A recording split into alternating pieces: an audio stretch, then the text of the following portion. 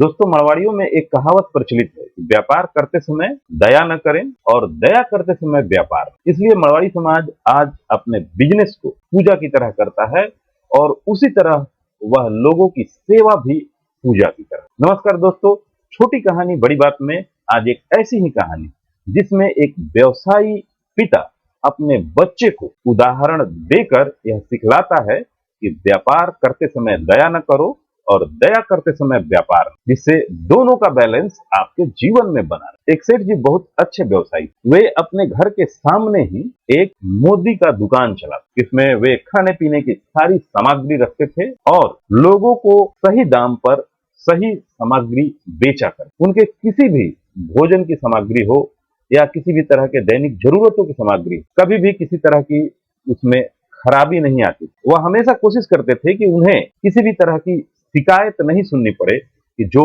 सामग्री उन्होंने बेची है उसमें भी किसी तरह की कोई खराबी या उसके किसी भी तरह के क्वालिटी से कोई कंप्रोमाइज किया गया। उनका जो बेटा था वह भी पिताजी के साथ अपने गल्ले पर रोज बैठता और पिताजी से ये सारे गुण सीखता कि पिताजी जब दुकान में आते हैं तो वह सुबह स्नान ध्यान करके दुकान में आते हैं और दुकान के गल्ले पर बैठकर वह अपने सारे कार्यों को पूजा के तरह ही सारा दिन मन लगाकर करता। बेटा अपने पिताजी के इसी कार्यकलापों को सीखता था और उसे अपने मन में रखता था कि जब वो बड़ा होगा तो अपना व्यवसाय इसी तरह से करे। इसी क्रम में एक दिन एक आदमी आता है और सेठ जी से भोजन की कुछ सामग्रियां खरीदता है। जब वह पैसा देने को होता है तो वह सेठ जी को बतलाता है कि मेरे पास पैसे में से कुछ कमी है, आप मुझे सामान दे दें और ये जो कम पैसे हैं ये रख ले। सेठ जी उससे कहते हैं कि नहीं, तुमने मुझसे जितने पैसे के सामान लिए हैं या तो मुझे उतने पैसे दे दो या तुम अपने सामान में से कुछ मात्रा कम कर दो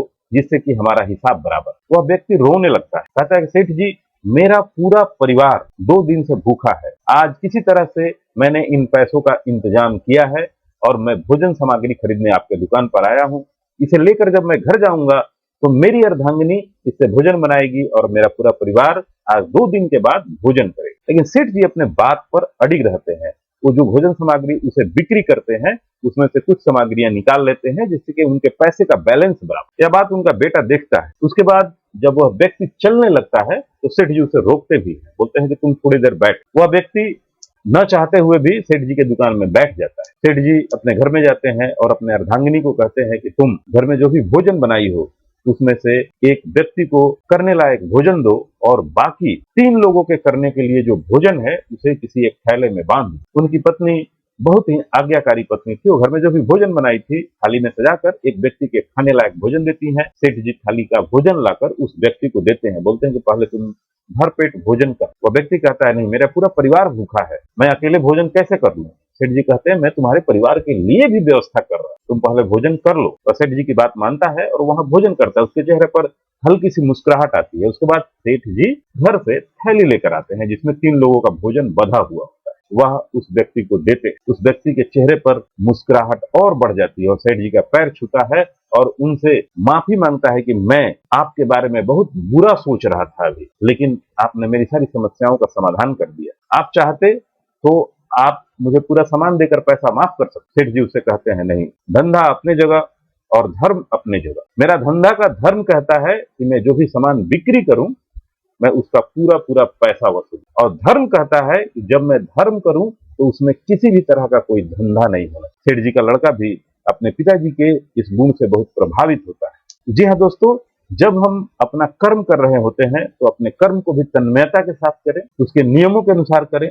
लेकिन जब हम धर्म कर रहे होते हैं तो उसमें किसी भी तरह के धंधे को न लगाएं, उसे भी बड़ी तन्मयता के साथ करें, उसे भी बड़े प्रेम से करें। छोटी कहानी बड़ी बात में आज की कहानी बस इतनी ही। अगले दिन फिर ऐसे ही कहानी के साथ आपसे मैं मिलूंगा। तब तक के लिए नमस्कार।